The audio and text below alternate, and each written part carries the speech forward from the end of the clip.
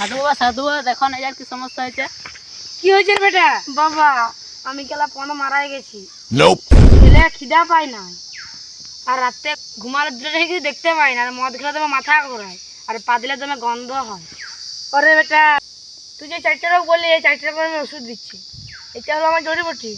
কুকুরের রাস, মুরগির কুকুরের পালক, ইঁদুরের রাস, ঘোড়ার ডিম, এই 4টা জিনিসের ওষুধ দিলাম। আমার কিছু নিয়ম আছে। এই জঙ্গলের জলে নিশি রাতে পরে নিবি।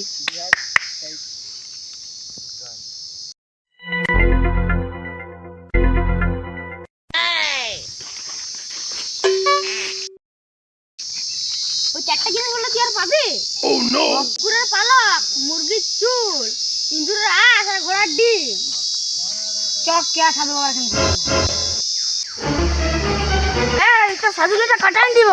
কুকুরের কোনো পালক হয়, মুরগির কোনো চুল আর কোনো ডিম হয়। কেলা কে বলেছে কেলা? বলে রে মোবাইল দেখতে পাই না, খেলে খিদে পাই।